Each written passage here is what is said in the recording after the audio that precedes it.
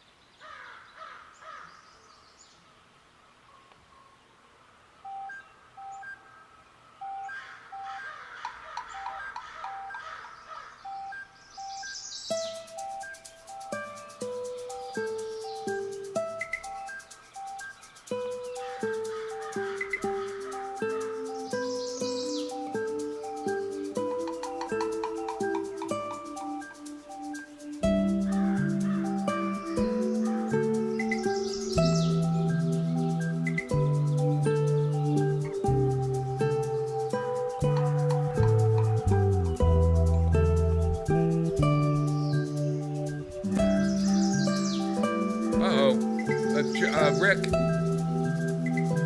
Good morning, everyone. Wow, it is Tuesday morning. He's bringing the wrong coffee to Peter Coles. That is a decaffeinated coffee that he has got there, I think. Or unless we all have black coffee. I don't know. We're going to accept whatever we receive. It's the right coffee, Bob. Yeah. Is it a decaf, Peter? No, it's a regular. It's a regular and a black and a black. Yes. Yes. It's the right coffee, Bob. Oh, there we are. And we're running out of music. So. Oh, my God. Wow. It's Tuesday morning. It's December 7th, Pearl Harbor Day, 2021. My name's Bob Plass, and I am the host of Westfield on Weekends. Wow, it's Tuesday. Yeah, wow, it's Tuesday, and that's Peter Coles, the kitten of the Keys this lovely December. Oh, good Lord. Oh, that God. makes a hackle stand up on my back of my back. I just love it so much. And the founder of that little cat call is Rick Berry. Yeah, you found that somewhere in your I should have left it site. there. You should have. Rick Berry is here. JPEG Gluka may be working somewhere in the universe. I know he's working, and he sends his best, I'm sure. And if behind us is a very interesting picture. The Green Bridges. That's like the Pilgrim Candle Building. This is from the top of the building. Overlooking the railroad tracks. Mile High Falls or whatever it is. Half Mile Falls. Half Mile Falls. And the Green Bridges. My God, it's so impressive, isn't it? If I go to the whole video, yeah. The what was I going? There it is. There's the whole video. Look at this. Honest to God. amazing, as a nice they view. say in show business. I was It is down nice for a view. long time, so now it's back up again, and the one on Park Square is down. So who knows? Oh, wow. So we've got another view. I tried to load up your Park Square video, and it said stream not available. So something's down. Oh, God. Interesting. Hey, programs crash. Yeah. I might have, who knows, I had the tree lighting there. I might have pulled a plug by mistake. You know how you pull a plug by mistake. You've ever pulled a plug by mistake? Only you, Bob. I've done this where you pull the thing and it's the lamp that is so hard to reach.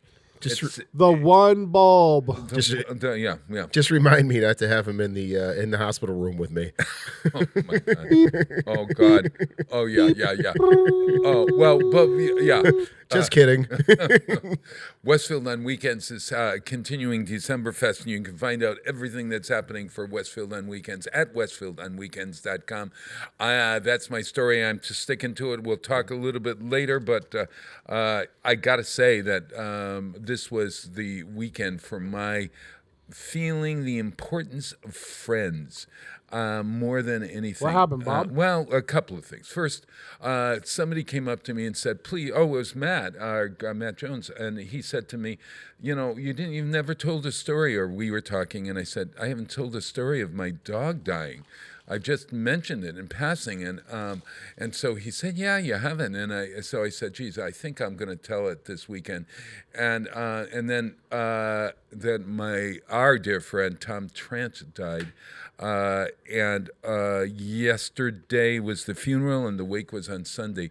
And out of all of those two awful things, plus Stephen Sondheim's death, plus my sister's family got COVID, and they were all vaccinated. The two people that didn't get it were the ones that were boosted, interestingly enough. So They probably got just a mild case. Yeah, they've got they didn't get even a mild case. They both of them, the boosted ones, didn't even register. They didn't test for it either. Really? Yeah. Didn't test positive? Yeah, and of course we're praying and hoping that Danny and Lucille Nason are feeling better. But the story of my dog is simple. I think I've been talking about the fact that Frankie had been ill on and off through the summer, and we were trying to figure out what was causing his diarrhea, et cetera, and we thought his not wanting to eat, his lethargy, and we were told that he had Cushing's disease. And then they checked again for Cushing's, and he didn't have Cushing's. And then we did another test, and finally the doctor, we took him up to, because we thought he was dying one weekend. He was so, oh my God, he was, and dogs do this. They don't want to be around you when they're feeling bad. Right. You notice this? And he would go out, and he never did this. He would go out and sit on the grass outside, just watching cars and kind of like lifting his head as if he was having trouble breathing, or maybe trying to sniff to figure out what's happening in the next neighborhood or whatever. And we knew something was up. And so James says to me, "Bob, I think we have to put him down." And I said, "I can't do it. I cannot do it." And I don't think, I think he's still gonna enjoying life. And so James went with me, and the doctor said, "Okay, let's try to test for Addison's disease." And Addison's in dogs is one of those treatable diseases. Right. And it's about vomiting, which the dog was vomiting a lot, and et cetera, et cetera. And so we took him up to Blandford Animal Hospital after 1 weekend. The dogs only seem to get sick on the day that your vet isn't open, so you have to take him to a clinic. And then you sign this paper that says, you're liable for up to $750 worth of stuff. And oh my God, I'm going after $750. You're not liable for it. Well, no. Oh, well, yeah. Maybe. How would you phrase that? you are liable after 750, but you are liable for anything up to 750, Yeah. so that they can do anything up to 750. Right. And of course, that first time we took him, and we spent a long day. I think I might have talked about it at the clinic down there, a very nice clinic, incidentally, down in not Enfield, but near Windsor Locks, I guess, someplace down there. And but it was a lot of money, and they sent him home, and they said, he still has the signs of a healthy dog, or not a healthy dog, but a dog that's still enjoying life. So we take him home, and the following week he kept there. He was on and off, enjoying it, barking at people walking back. And I said, geez, he seems to be reviving, et cetera, while we were waiting for the results of the Addison's test. And we get the results of the Addison's test, and it is that he doesn't have Addison's, which means we have to go back to the drawing board and figure out what tests he needs, and pay for these tests, et cetera. And the blood work, keeps adding up, and I'm going, My girlfriend's going through the same thing with her dog. That issue of feeling really guilty that you don't want to give the dog the best treatment possible, but how much money can you spend in a short period of time that you're not prepared for? Yep. It's really something. So I prayed to the saints above and God and the universe that Frankie would show me when he was ready to go, if indeed he was ready to go. And so Sunday morning, Saturday he was kind of perky, but Sunday morning he woke up, wouldn't eat, threw up his 17 pills, was walking, couldn't get up the stairs in the back, et cetera. So I said, James, I don't know, but he's looking at me like, help me. Yeah. And so we took him, and strangely enough, this was the real sign. When we took him to be clipped at the what do you call the clipper?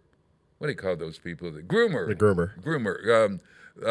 Right next to our doctor, the Country Clipper, and Dr. Lejo over here on Franklin Street. He would begin shaking the minute we get in the car, almost like he knew that he was going there. Even if we were going out for a sweet ride, he knew the difference between a lovely little ride in the country and a ride to the groomer or the vet. Right. And he would begin shaking. And this huge dog that most people would look at and be afraid of is shaking. On the day that we took him to the vet, and we changed to vets in the last weeks or so, because our doctor recommended it, because they didn't have the equipment that the Blandford Animal Hospital did. And Dr. Russell LaPierre up there is a great guy. And so we went up there to Blandford, and again, every time we would go up there, he would shake. And the last time we took him to the vet, he didn't shake. He got in the back seat. He sat there. He got out of the car as if he knew where he was going, etc. Almost like, you got to do something, folks. Right. And so that was kind of my sign, and they were lovely, and we said our goodbyes. Well, I was going to post it on Facebook, and then you get sort of. I'm busy doing always busy. Thank God I was busy doing some city work and stuff. So I didn't get to post it on Facebook, but then word spreads quickly in our town, and then we got... People don't see you walking for a couple days. Either you're sick or the dog is sick. Oh, yeah, it's exactly right. And we got so many people saying, "Oh gosh, we are so sorry," and understanding that there was once a time in my life that I didn't have dogs. That I couldn't understand why people get so like it's a family member or whatever. Emotionally attached to them? Emotionally Yes. attached. It is a family member. Oh, it is. And we have had 3 dogs in our lives with James. I've had 3 dogs, Beanie and Maggie and Frankie. And each one of them was difficult, but Frankie was the most difficult because he was the loveliest dog in the world and the kindest. So I needed friends at that point. And then I go to the wonderful service at St. Mary's yesterday for Tom Trent, and there are a lot of friends there, and after the burial, we went to Tucker's for a celebration of his life, whatever. And I was sitting with my great friend Lisa McMahon and her husband Tommy, and James and I and Barbara Trent and the family who I know very well, of course. And there was something in me that just sort of said, at Christmas this year, this is the feeling that I needed most, is that connection to people who and there's a void in your life now, Bob. And there is this passage that of understanding and being there for one another that is unlike any other feeling in the world. I mean, I almost think that the feeling of I know this, the feeling of friendship is even greater than the feeling of spouseship.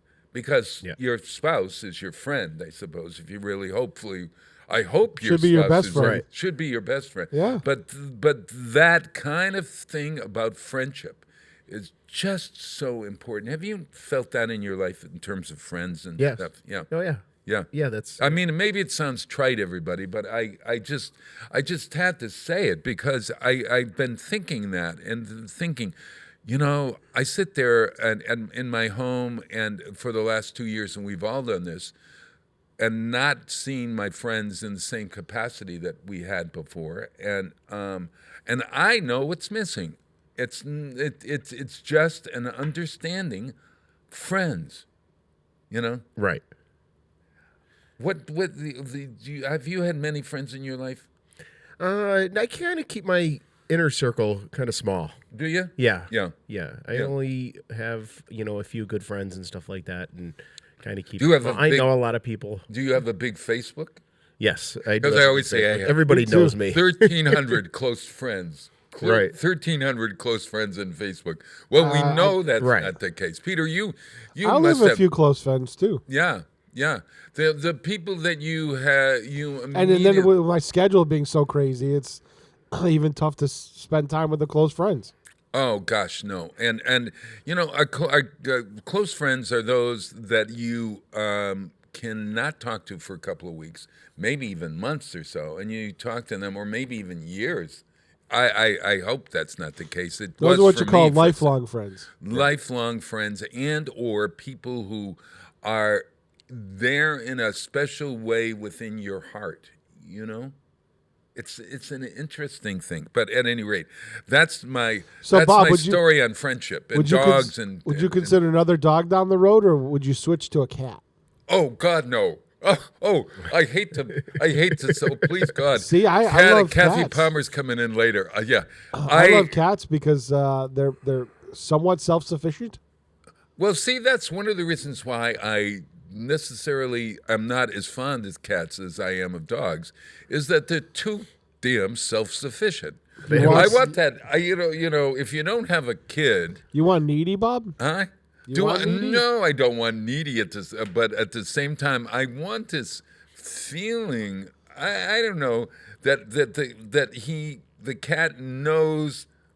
I've never had a cat that really cared about me that much. I've had a Maybe few. That's see, it. I've had a few. We've had a few cats. Yeah. And one cat would come sit on your lap, love me to death, and the other cat was a barn cat, and was like the only human in the house that cat warmed up to was me. And then my girlfriend's daughter's cat loves me to pieces. Like, she heard my voice on the phone yesterday, jumped up on my girlfriend's lap and was looking at the phone, listening to my voice. My gosh. Well, that's a rare cat. Most cats are a little bit standoffish. Well, they can be. They can be both. They can be. They can be needy, and then they can be independent, and just say all at the same time. They can be. My cat is that way. Yeah. You know, she gets very needy at times, but then most of the time she's like, yeah, I don't really care. Just feed me and get out of my life. Yeah. Yeah.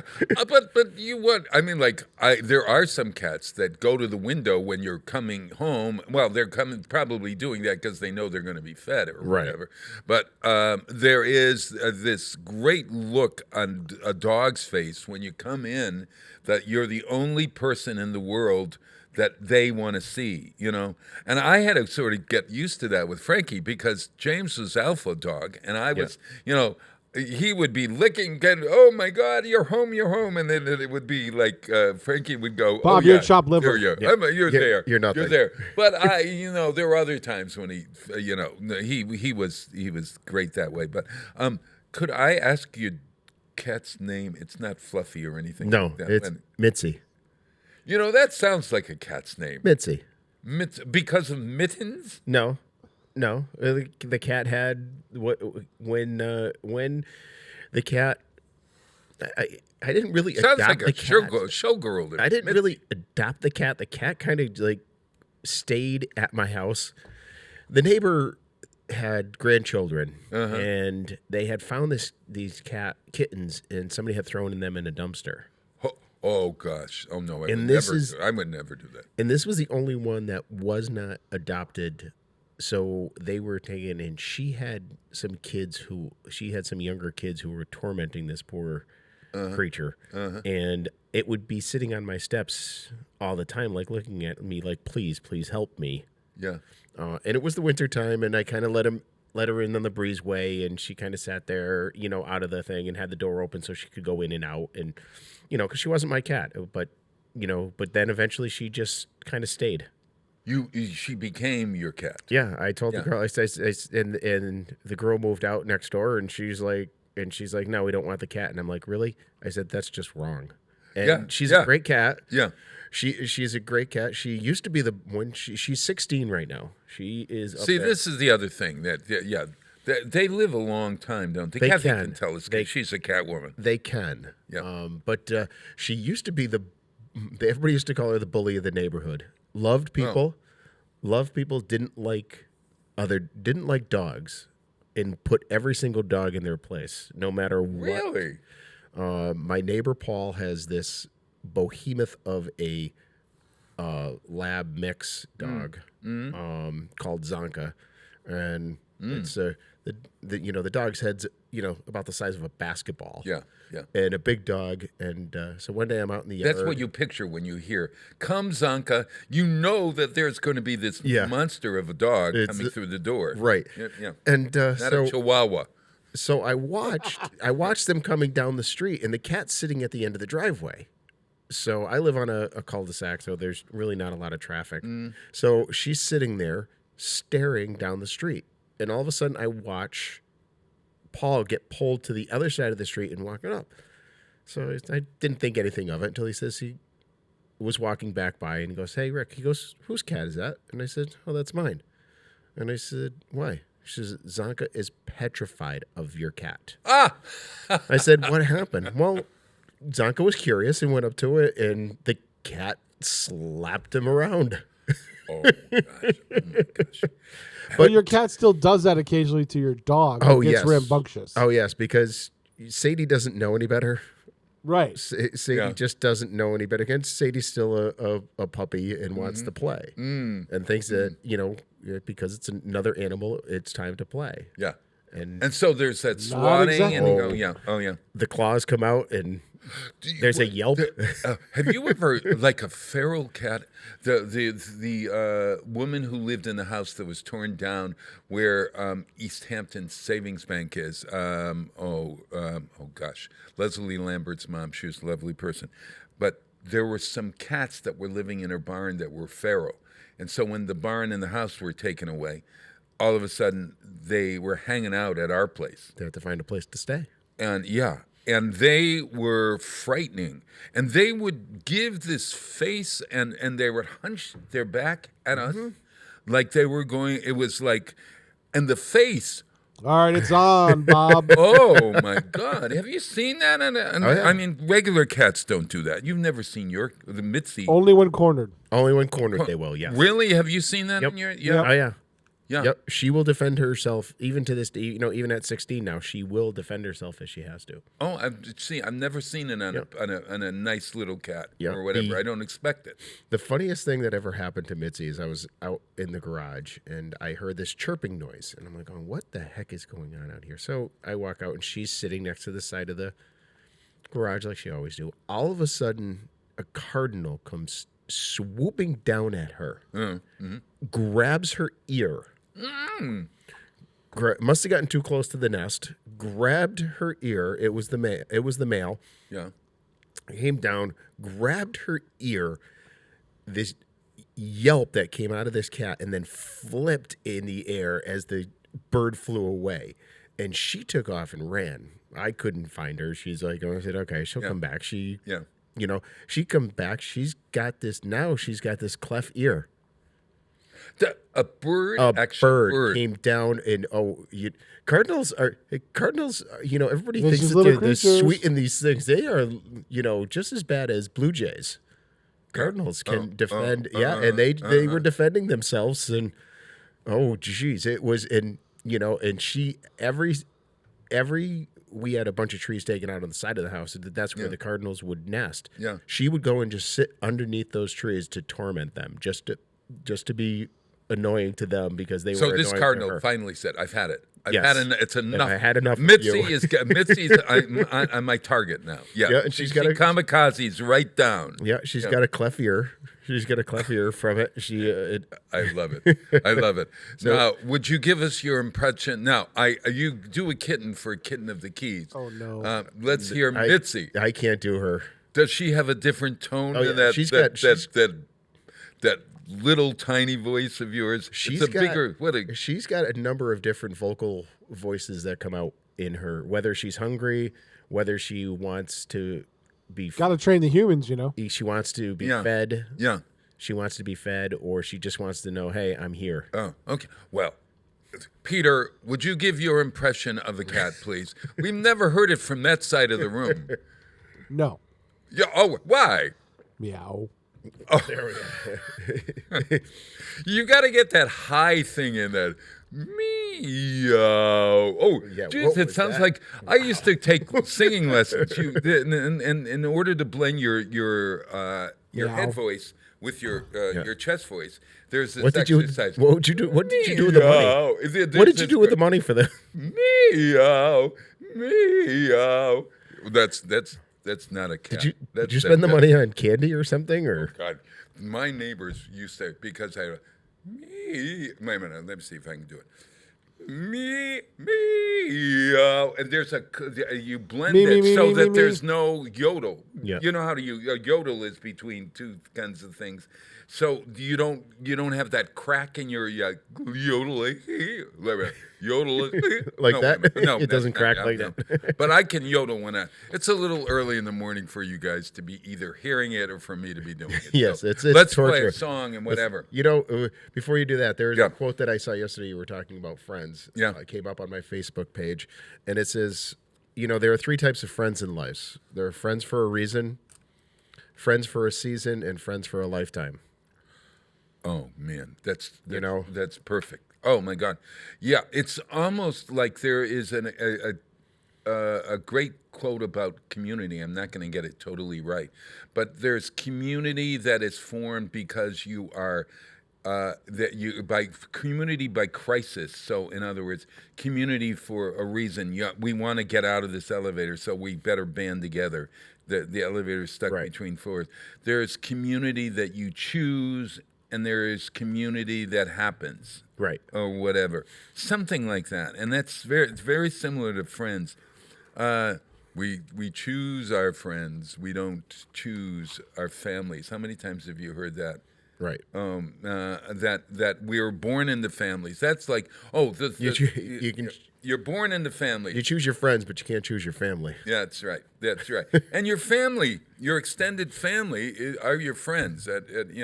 But all right, Hey, we've talked through almost a half hour, and on last Friday night we had sold out. Well, it's not sold out when it's free. I guess it is, but you had a packed house. A packed house, totally packed house. There wasn't one seat available, let's put it that way, for Up Close and Musical at 105 Elm Street, the Westfield Creative Arts Center. And it was very interesting. You know, we're doing this with the Westfield State Music Department, and they had two saxophone quartets. Have you ever heard of a saxophone quartet? No. No, and it's only saxophones. Very, very interesting. And they were really wonderful. And so I said, I got to find a saxophone quartet. So I found the old adage, Love is Here to Stay by George Gershwin, the old classic. And this is by the Blue Note Sax Quartet. This will give you a sense of what you missed on Hey, Bob, Friday we got to night. teach you how to run a camera so you could record it and we could play it back on the show. Yeah, hey, you know what? I'm way ahead of you. I taught Harry how to do it. Yeah, well, we have tapes of all of those, thanks to Ed Orgill, who's on the board of Westfield on weekends, and he's taped the events. We should talk with them, Ed, about that because they would be worth seeing. Honest to God, these we could run the students video here, and Bob. faculty. We have the technology. I got it. You do? My God, yes. Yeah, and he's sitting right there, and Ken is in the hallway, and maybe even you run that thing over there, don't you? Occasionally, Every once in a while. Yeah. I haven't done it in a while. But, I haven't Peter- done it with the new system, so Yeah. Peter knows All these better. guys are intimidated by the new system. It's just the same as I the old am one. not. It's just on a computer. Yeah, well, you can imagine how old Bob is about going in there. I wouldn't let you in here, Bob. I drove by on Friday night on my way down to get a beer, and it was a good crowd in there. It was a great crowd. Well, let's listen to Love is Here to Stay, the Blue Note Sax Quartet.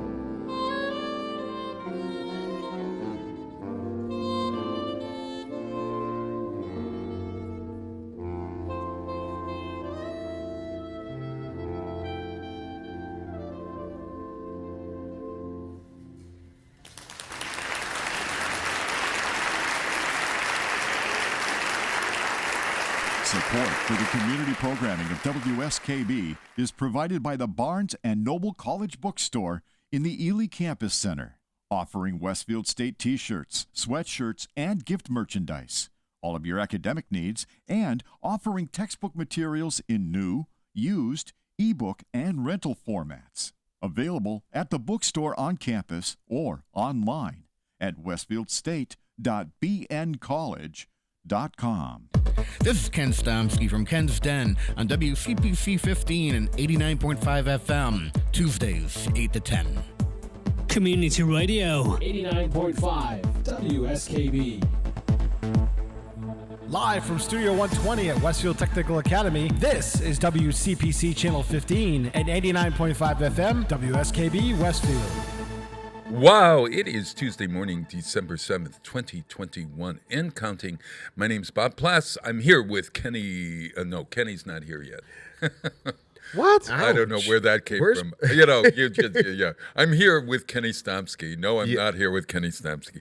I am here with Peter Coles and Rick Barry. Rick, every time I write your name on a piece of paper, what's the difference? I was on Mass Appeal. Oh, thank you. Last week with Patrick. With Patrick. With Patrick Barry. And now you both spell your name different. Yes. Patrick's a Barry. B-E. Barry. Yes, and I'm B-A. Barry. Barry, yes. And how do you spell B-U-R-Y? Barry. That's Barry. Barry. Barry. That's Burry. How does it Like work? to bury somebody? Yeah, I was just trying to think on the pronunciation. You're buried? Is Patrick Barry different than Patrick Barry? Yeah, it is. Yes, it is. Yeah. Yes. It's a different pronunciation. Are they both? He can't spell. He had trouble in spelling class in school. Oh, all right. Okay. So I always have to. I did it yesterday. I said I put the B-E-R-R-Y after your name, and I said that's not right. And then I started to think that I always think of you more Irish than Patrick. Is Patrick Barry Irish as well? I think his is Welsh. Yes, we're both Irish. Oh, okay. The way Patrick spells is more Welsh.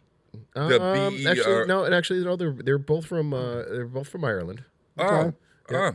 So the B-A-R-R-Y is from my cousin's research of our genealogy is the more rare spelling. So everybody with that same B-A-R-R-Y, Really? everybody from that comes basically from the same clan in Ireland. Well, isn't there a famous Kevin Barry? Isn't that a famous song? Kevin Barry? Yeah, wasn't he a patriot or something? Yes, And that's a B-A-R-R-Y. that's a B-A-R-R-Y. So he is part of your clan. Yes, and that's what it was. That everybody has come from that. B-E is more of the common spelling of Barry. So I'm uncommon. So Patrick is a commoner. yeah, that's what we have. That's what my cousin had discovered in the genealogy research. Interesting. So and we are actually he actually brought the genealogy back to the Mayflower. So you mean yes. your family was on the Mayflower? Yes, we are related to the Bradfords, as in William Bradford. William Bradford, the first governor of Massachusetts. Yes. I think, right? Yeah, my father and uncle were the 13th great-grandchildren of Governor William Bradford. Oh, wow. So we're like 15 or 16 or something like that. I'm not sure exactly how that works. What does that do to you to have that famous connection? That and about With history. $3 can get you a cup of coffee at Dunkin' Donuts. Yeah. Yeah. But do you just go? I mean, like if you went to the Mayflower, that's your ship. Right, exactly. It was kind of neat when we first learned about that because we never knew it growing up. We never realized that. And some of the family names that have grown from there, especially like we're also related to the Barrymores. You're kidding. You mean Barrymores, Lionel and Lionel Ethel and Drew and yes. And Drew and what's the big one? John Barrymore. And John Barrymore, yes. Yeah. Those are all the family name is because and I learned this because of when a name has more at the end of it, it doesn't mean like it's Barry Moore. But they were berries of the moor. M-O-O-R. They lived in the moor. That's how they used to differentiate names. The berries of the moor. From Right, exactly. So it was kind of interesting to learn that, and it kind of congealed into a name of Barrymore. Yeah, and Bradford is one of them, and that was kind of neat because we had taken Brad of the Fords. Yes, yeah, and that's how some of those came about. But one of the interesting things is we took my stepson, his friend, and my niece to Boston to the State House when our current mayor, Don, was a state senator down there. Sure. And we actually got a personal tour of the State House by one of the tour guides and stuff like that. And so we're in the chambers, and we're standing there, and my niece keeps grabbing my arm and pulling me. She's pointing to the wall behind the seat. And the tour guide looks at it and says, "Do you know who that is?" And he goes, "Yes." She goes, "Yes, that's my relative." And he kind of looked at her and went, "Excuse me?" And she goes, "Yes." She goes, "William Bradford is my relative." And he looked at me, and I said, "Yeah, she's absolutely correct. We are descendants of William Bradford." And he goes, "Wait a minute." He goes, and I started explaining to him the whole thing, and he goes, "Wow." He goes, he was doing that for like 16 years or 18 years. Sure. He goes, the first time that they ever had anybody in there that say that they were a descendant of William Bradford. You could be being invited to everything that happens in Plymouth. I could be somebody. You are. No. I could have been a contender. Hey, I could have been a contender. Let's make Rick Barry something. We'll have a campaign. What would you like to be? What would you? I'd like to be wealthy. Oh, wealthy. Pay my bills. Oh, all right. There we are. That's a good one. Hey, Bob, there's a new TV show coming out. Yeah, what is it? I'll show you the. It looks like I have a title graphic for it. I found online. Really? Art of Confusion. Oh, please. Come on, that's funny. Oh. You know that's funny. Come on, Bob. Well, it is funny. It's not true, but it's so. I like the way they superimposed them. All right, okay. Funny. Yeah, it is the Art of Confusion. When I'm working at home, I have the news on in the background, and I'll tell you something. The interview that they did with him yesterday, he could not answer a question without giving the runaround. I was like going, why are they afraid of that? See, I saw that know. too. And and it was like, you just kind of looked and said, I was confused after he finished speaking. I'm like going, what's going on here? Yeah, and which makes me nervous. Well, that and it probably should make us nervous. I think of Lucille and Danny every day, suffering from COVID. I think of my sister's family. I was invited. We go traditionally every year to Paul Caron, our friend's house, for one of those Yankee swaps. Yeah. And it's next Saturday, and we just got an email yesterday saying we're canceling for the second year in a row because Paula has been sniffling and stuff, and we've been exposed to COVID. And I thought to myself, yow. But if you're relatively healthy, you're better off getting through it. Yeah. I use that term, relatively healthy.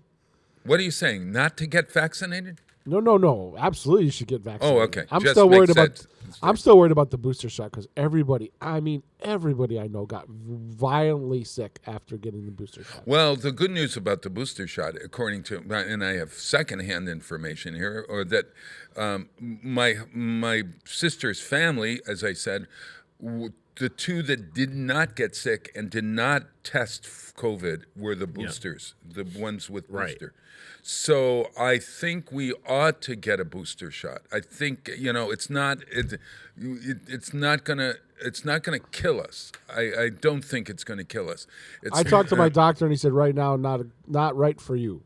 That's what he told me. Oh, well, maybe it's not right for you, but I think it's right. I'm not saying anybody else, but I would if you have comorbidities and stuff like that, definitely talk to your doctor. Oh yeah, absolutely. Right. Or if you have, you should talk to your doctor about it, definitely. And if you have any trepidations about getting the booster, because my doctor had heard about a lot of people getting really sick too. I was working on trying to get my appointment to get my booster, and then I started to think, I said, I remember how I felt after I'd gotten my first two shots. Right. I'm like going, and I still believe that, a lot of my, because I'm so tired all the time. That is from that, because nobody else can figure out why. Yeah. Right.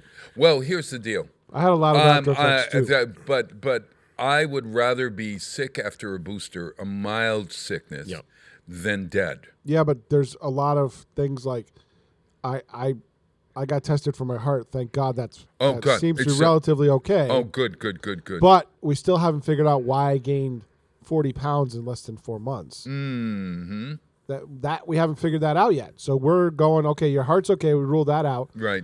Next is the kidneys, and these are things that this, not only the shots, but the virus itself attacks those systems. Yeah. Well, the other thing I think, and this is what happens with when you're in a government position and you have to make a statement, Right. is you don't want to tell anything that's not true if you're a good person. Number one. Number two, you don't want panic. Number three, if you don't know anything, you don't want to look like you don't know anything. I mean, it's a really kind of hard place for anybody. Yeah, but you know what? Don't agree to the interview.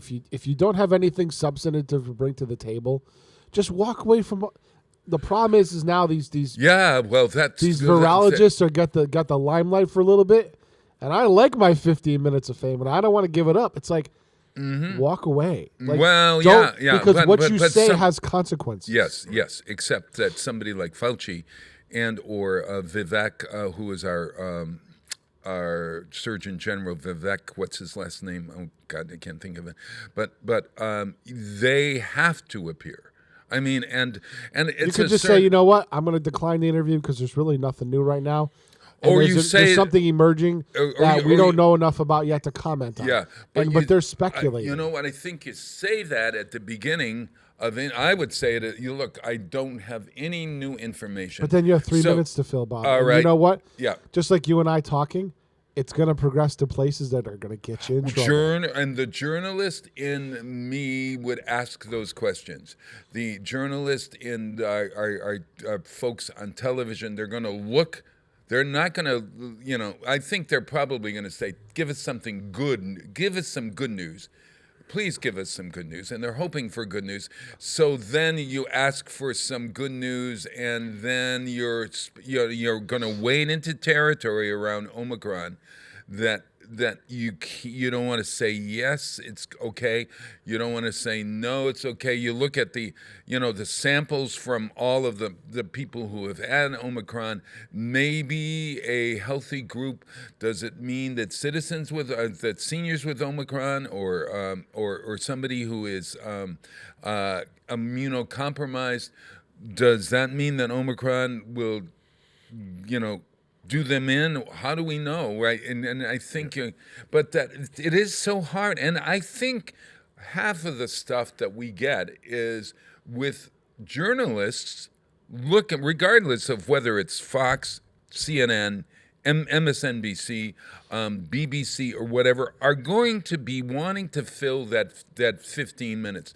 I think we ought to fill. By the way, I wouldn't call any of the opinion hosts journalists. No, I wouldn't at all. As we saw with Chris Cuomo, who became a useful idiot. Yeah, well, he was. Yeah, well, I don't know whether he was a useful idiot or not. He was a useful idiot for the Democratic Party, propping up his brother, making him seem the governor of all governors. Well, okay, but that was his choice, not the Democratic and he Party. lost his job because of it too. Yeah, and he did. He did. And we took him long enough. Yeah, and we would, on the other hand, look at some of the other folks who should. I cannot get over Tucker Carlson. Why? Making those statements that are just so awful, and to not. But if you look at half of his rants, yeah. If you actually look at them, and some of the rants that you thought he was a blithering idiot for, yeah. Now 6 months later, he's right. And he's right. And he's right. No. I bet he was the one that was ridiculed in prime time for saying that this got out of a Chinese lab and it probably wasn't malicious, but it got out just like it did in U.S. labs in the past.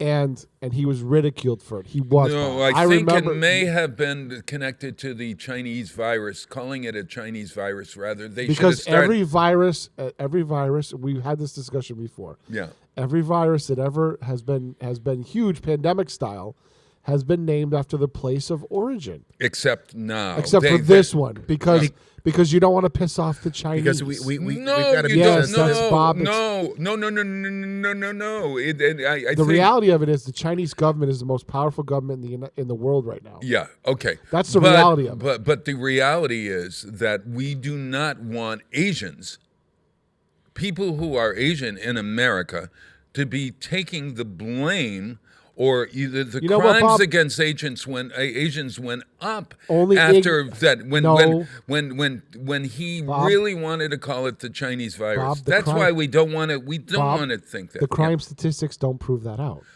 What? They didn't prove that out. That was another. That was, All I know- That was another media That's what hype. you were Yeah, told, Bob. no, but no, the okay. actual crime So- stats against Asians did not go So up. let me tell you something. I worked with a man, an African-American man, a wonderful jazz musician, played with Archie Shepp and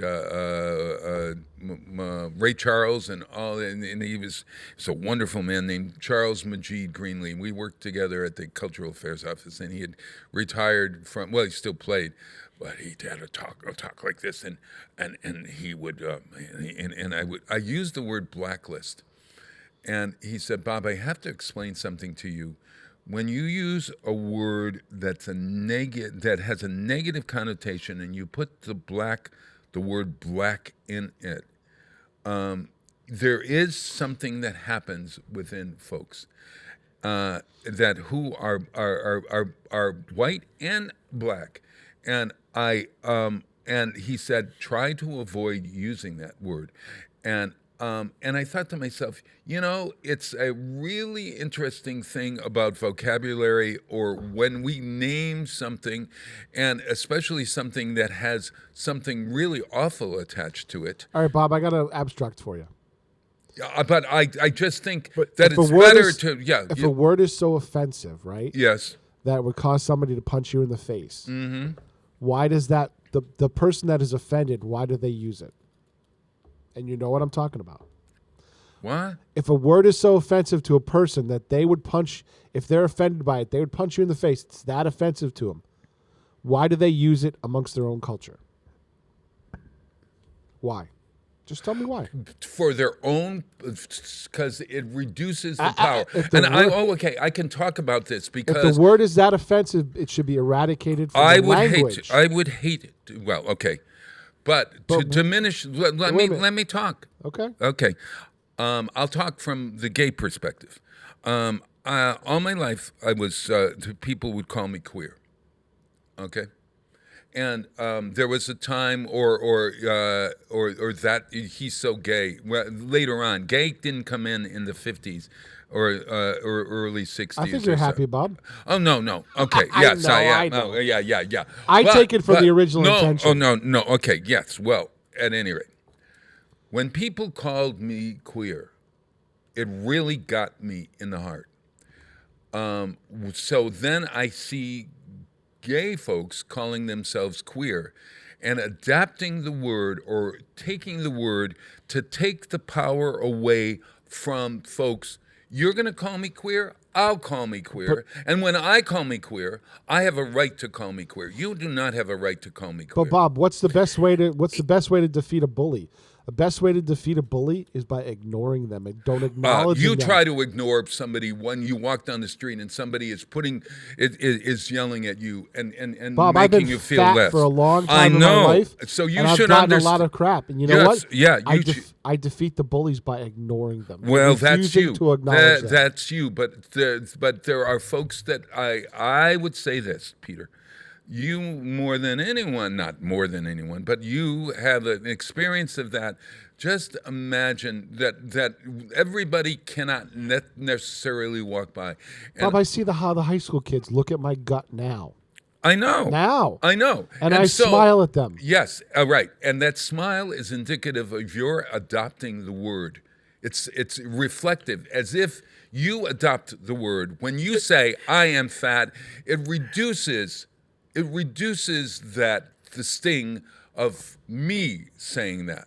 But here's something like you said. The person was offended by using the word blacklist.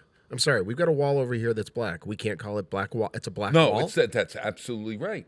Of course because we it's can. offensive to somebody? No. Let me finish. No. Let me finish. No, It's that's not a offensive to black. somebody. That's not a negative. So so blacklist is not a no, sir, because blacklist was not anything ever intended to be derogatory to anybody. But it became derogatory. Blacklist? Anybody on the blacklist does not mean that you're a person of color.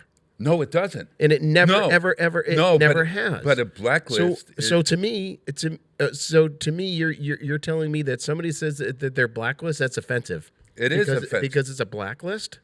No, because the word black is a negative. A blacklist is folks who are not because it's wanted, used in a negative term. So that's right. That's a black wall. That's offensive. Black it's wall. offensive to the green wall. No, it's not offensive to the. No one is. Well, what's the difference? What's the difference? Blackballing. The word blackball. How about blackballing somebody? What do you do when you blackball somebody? That's more offensive, I would think, to Jewish people because that's what happened to Jewish people for years and years and years in this country. Yeah, well, so it's not.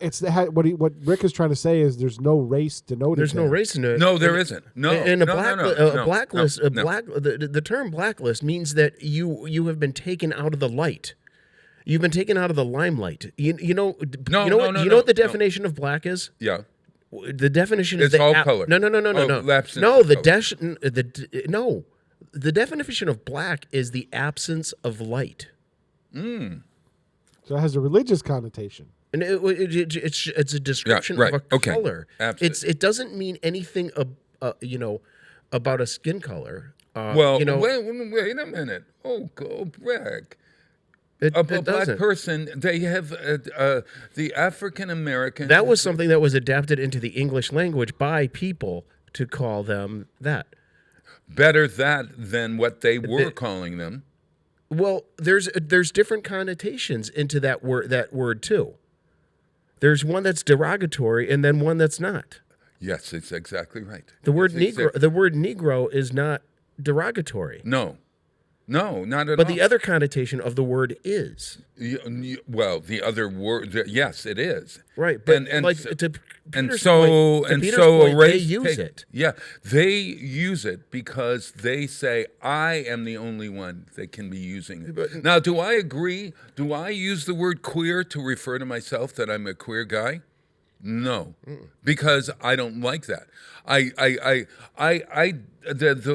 Camping for me is I'm not necessarily camp. I'm married to a man who is very campy, and he is able to use the words. I've been queer since I was born.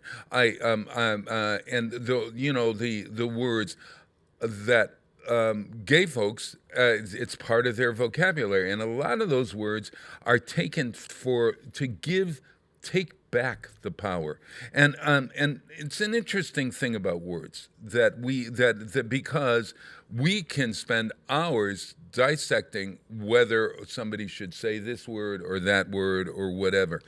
It's we've had a very philosophical discussion this morning. Oh yeah, it's a very good. It's an important discussion. I love talking to you guys about this. I will tell you, well, because we're not mean about it. The certain connotation of the N-word offends me. Oh, and sometimes when I'm at work, there are certain clientele that use that word in front of me. It offends me. Would you ever say to those people that isn't you? Please do not use that word in front of me. But again, you get ridiculed. But then, if it's culturally acceptable to them, right, you become ridiculed now because you can't tell me how to behave with my people. Right. I've done that often. I would get in trouble. What? You step in and you say something that your language is not appropriate. Not appropriate. And I've done that at bars. My ex-wife tried to do that with a trans person in here, and she got hammered for it. Okay, the people are people, and but I will always stick up for somebody when somebody else is putting them down or making them feel less. Yeah. But is it I did that with my girlfriend, and I got in trouble with her daughter because her daughter was the one doing the putting down. Well, okay. Is it okay for like me to be called a cracker? which is a derogatory term that is used, and it seems to be okay by them to use that word. Oh, what? But excuse me, I didn't. Them. I'm sorry. That was. I apologize for that. That was not by certain people. Call them that, and that's what. Call them that. We get called that by people of the colored race. The colored race. Yes, I don't even know. I don't even know what the proper term is anymore. We are so politically stupid, incorrect, stupid. We're not kind it's to gotten what. stupid. No. But I think we got to get to a point, and it's important, Rick. I know. I mean, I love you guys. It's gotten stupid. It really has. Well, I think we've got to be, because nobody knows how to act anymore. Right. Because it changes on a minute-to-minute basis. So you know what we do? We talk about it, and if somebody's offended by something you say, you get enough guts to be able to say to that person, look, can we talk about this? When you call me that, it's offensive. I once stopped a relationship with a friend, and she would call me, and she would refer to her, hi Bob, you homo, and I finally said to her, look, if you're going to continue to call me that, I don't need to be your friend. I don't need, because what you're doing is you're labeling me, and in order to get to a world with no labels, we got to have these kind of conversations. Can I call you a goofball? You can call me a goofball. Any word, I think any word that is universal, whatever is the universal kind of thing, is fine. But when we start to label folks for okay, so on the flip side of that, when you're labeling somebody, and we all know when we're labeling somebody. Are people getting soft where they're offended by everything? Why not? Yes. Why not? I agree 100% that people are offended. They're easily offended now than they were 15 years ago, 10 years ago. Mm-hmm. But why not? Because, Bob, why not? Why not? Because life isn't fair. Inherently isn't fair. Because the forces of nature are trying to wipe you out every single day. I mean, you know what? We live right now in this country, even as a poor person. Yeah. Better than any king lived up until the 1900s. Any king. And we take that for granted. So how did we get to this when I we don't were know. talking about the you know what it was? The China virus? No, I know what it was. It was the China virus. It was this. Yes. Oh my God! Yes. So the art of confusion called Fauci. So Bob, you brought up a good point. You brought up a good point. But you know what? It was a good discussion. Oh, I love this. And can somebody answer me this? And I never even thought about it till you brought it up, Bob. Yeah. Is that through this whole thing, we have never heard from the Surgeon General. No, he's been on it. Vivek? I haven't seen him. No. Well, you're not watching the. Well, no, I saw him on Fox the other night. He's been on. He's on a lot. But why is Fakey or Fauci or Fucci or whatever his name is? Fauci doing all the speaking. Well, no, he's not doing all the speaking. Vivek. He's doing most of the. I've seen the head of the CDC do it, and she seems Rachel Walensky. Yeah. She seems to me to be a very smart woman, but she's very book smart, and it's like, well, you know, and it's like when you start with it's like that means you don't know. So I've been listening. I've been watching the BBC and stuff like that. Yeah. Outside of the country, Good for you. Because this latest variant didn't come from America. Yeah. It came from Africa, and their reporting on it has been very, very good. Yeah. And so the doctor that reported it out in South Africa, that did that area, just where it came out of, what she said is they've been doing even more research on it now. That's a couple weeks in, but initially she's like, well, it's very contagious, and it's the symptoms across the board have been less. And then doing the genetic research, they're saying now, and this is what viruses do. They take on characteristics to become more infective. But when they take on the characteristics to be more infectious, they tend to lose their characteristics of the viciousness of the virus. Yeah. So this new one is more and more taking on the characteristics of the common cold. That's right. I heard that. The common cold coronaviruses.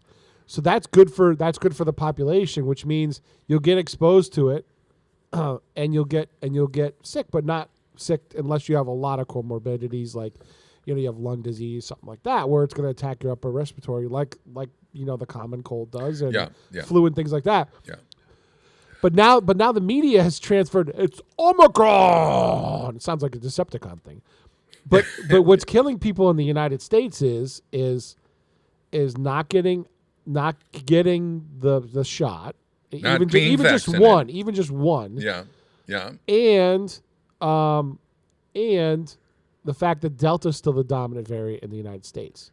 But the media will tell you that Omicron is like the worst thing ever, and it's really not. No. If you listen, I have listened. I know, but they're it's the top of the headlines on the Today Show. It is show. the top of the headlines, but they are trying to say. I mean, somewhere in all of that verbiage of the journalistic style, you can hear them saying, "We don't know a lot. We do not know a lot, and I don't want to say a lot until we know more."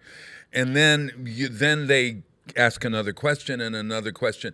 Personally, I think they make a statement. What do you know is true? That there is something called Omicron. We don't know what's going on yet. What happened with all the letters of the Greek alphabet between Delta and Omicron? I don't know. Can you know what those are? And how is Omicron an O? Where is that? Is that Omicron and what comes before? I don't even know Omicron? where they came up with this name. It's just like alpha beta. What's C? Alpha after alpha beta. Century. No, Delta is D. Yeah, whatever happened to the C? Yeah, we don't. Let's find out what the Greek alphabet actually is. You got your computer with you? Yeah, I've got it right here. Well, the WHO is the one that designates the variants. Yeah. Well, maybe they. And I don't trust the WHO because they're still in bed with the Chinese. They whitewashed that deal. So now let's go to geopolitics, right, Bob? Yeah. Let's do a little geopolitics before we get to that. Well, wait, so but Russia's amassing on the Ukraine border for an invasion because our president is pretty weak on the international political stage. And China's now is looking to build a deep water port base in Africa so they can directly challenge the United States. Who's the biggest superpower now? Not us. Right. And you know what? And I'm scared about that. I'm not scared. I'm not scared about the Chinese are a big threat, Bob. Yeah. I know they are. Peter, why don't we Orange Man Bad at least want to stand up to him.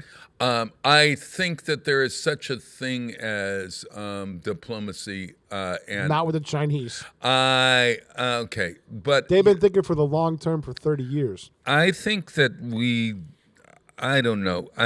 I might move to an island where nobody knows me and I don't know anybody, and maybe I'll become a hermit on an island.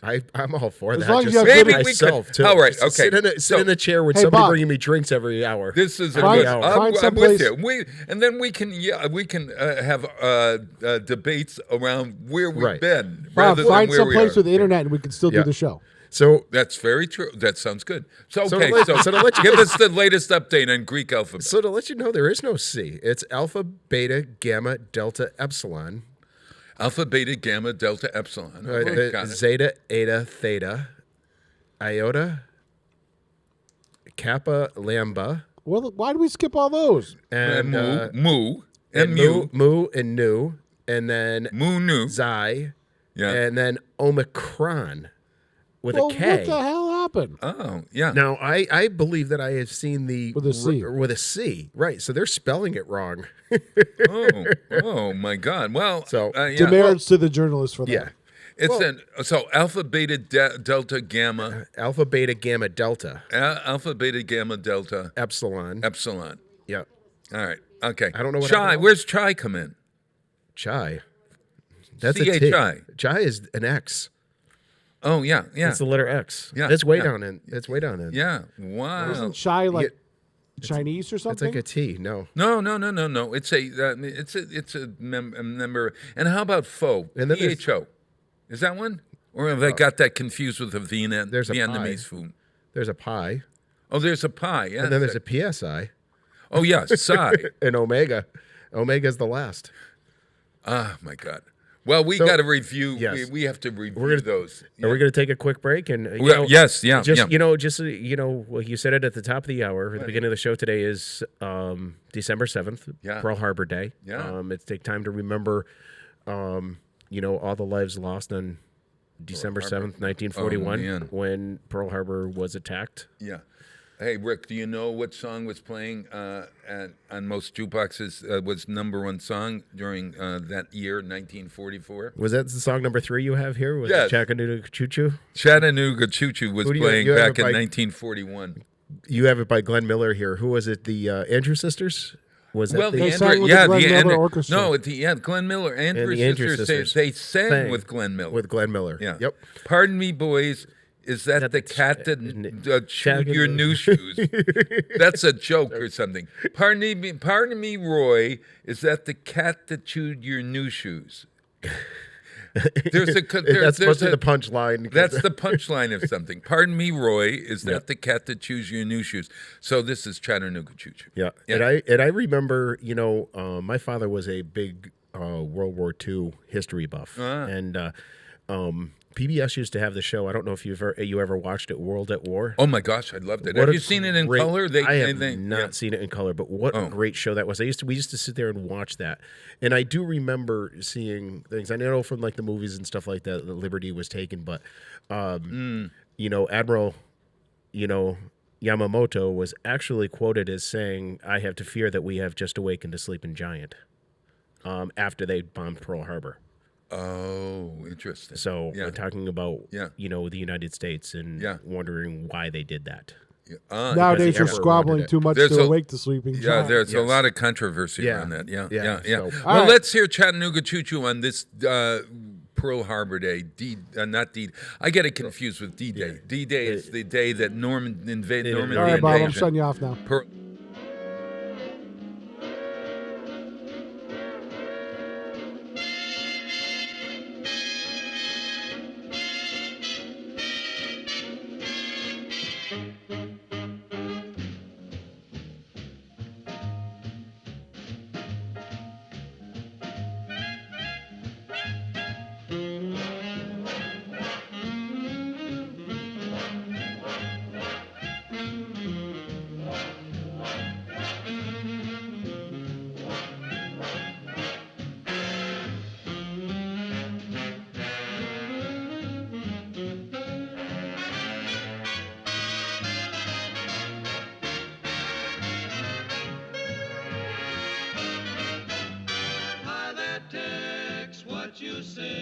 Step aside, partner, it's my day. Bend an ear and listen to my version of a really solid Tennessee excursion. Pardon me, boy, is that the Chattanooga Choo Choo? Yes, yes, track 29. Boy, you can give me a shine. Can you afford to board Chattanooga Choo Choo? I got my fare and just a trifle to spare. You leave the Pennsylvania station about 3:45. Read a magazine and then you're in Baltimore. Dinner in the diner, nothing could be finer Than to have your ham and eggs in Carolina. When you hear the whistle blowing 8 to the bar, then you know that Tennessee is not very far. Shovel all the coal in, gotta keep it rolling. Ooh, ooh, Chattanooga, there you are. There's gonna be a certain party at the station. Satin and lace. I used to call Funny Face. She's gonna cry until I tell her that I'll never roam.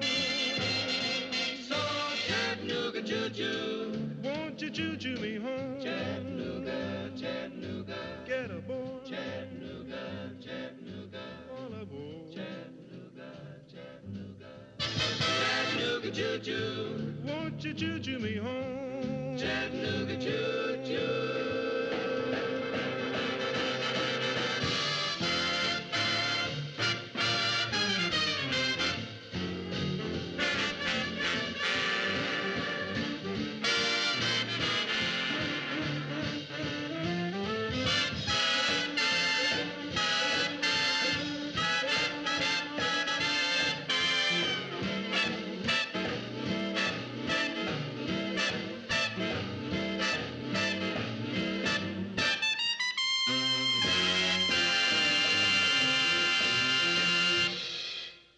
Support for the community programming of WSKB is provided by the Barnes & Noble College Bookstore in the Ely Campus Center, offering Westfield State t-shirts, sweatshirts, and gift merchandise, all of your academic needs, and offering textbook materials in new, used, ebook, and rental formats. Available at the bookstore on campus or online at westfieldState.bncollege.com. Hi, it's Bob Plass, and I have Wow, It's Tuesday, every Tuesday, 6 to 8. Wow, it's Tuesday. Community Radio. 89.5 WSKB. I did it! Live from Studio 120 at Westfield Technical Academy, this is WCPC Channel 15 and 89.5 FM, WSKB Westfield. Hi, Bob. We're back. Wow, it is Tuesday morning, and I am busy welcoming Kathy Palmer, who, Kathy. We're looking for the Chattanooga Choo-Choo behind you. Yeah, Yes. the Chattanooga That's Choo-Choo. Chattanooga, Tennessee. Yeah. Pardon me, Roy. Is that the cat that neighed your? What's the question that goes with that? It's Dale came in and said to Roy, "Pardon me," because there was a mountain lion outside, and said, "Pardon me, Roy, but is that the cat that ate your new shoes?" Only third graders know this joke. Yeah. They have no idea. And I made a mistake. Glenn Miller is Tex Beneke and the Modernaires. Those who sang that. But Andrew's Sisters was, I think, Harry James Orchestra. Andrew's Sisters is Harry James Orchestra. That's I for some reason, every time I hear that song, I just think of them for some reason. Yeah. I don't know why. But it originally was the Chattanooga Choo-Choo. Because Glenn Miller's. I think in every World War II movie and every Korean War movie or whatever, they're always playing the Andrews Sisters. Oh, They yes. did. They did. think But so? that was, Boogie Woogie Bugle Boy. The Boogie Woogie Bugle Boy. Yes. I always think Yep. of them. Yeah. You know that story that I tell all the time. People are probably sick of hearing this story out there, but I was when I went to Holy Cross. Okay, it was I knew that, the yeah. Ivy League of Catholic colleges. Yeah. And so I go. My father's a carpenter, so we're sitting around the table up in Buffalo, where I went with my. Was your mother a virgin too? Didn't you know that? You know who that? And that's why I'm on the end seat. So I'll just go back. Yeah. Did really. you get that reference? Yeah. That's the nicest thing you've said to me today. No. I'll tell you who my mother. Why am I here? So your birthday's coming up. Huh? No, I kiss my ring. Among other things. Among other things. Let's All right. stick So with the bricks. yeah. Okay. Ouch.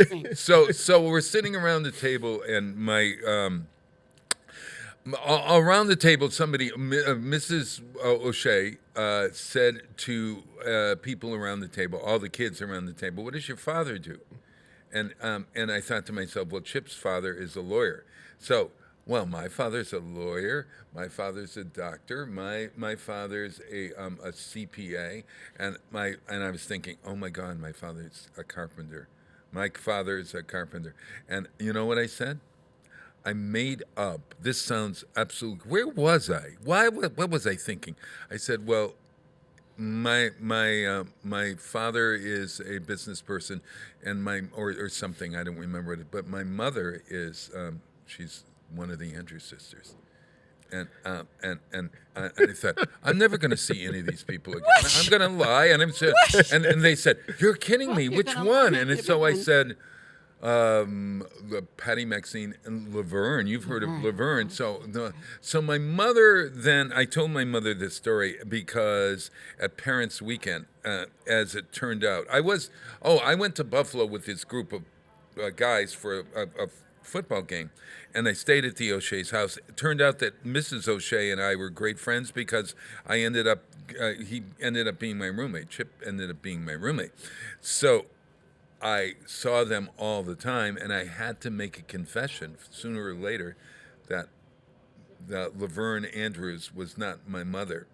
And because at Parents' Weekend, there was a knock on the door, and it was a guy, Jim Lawler, who said, I brought my mother and father down to meet your parents because my mother is really a great fan of the Andrews. No.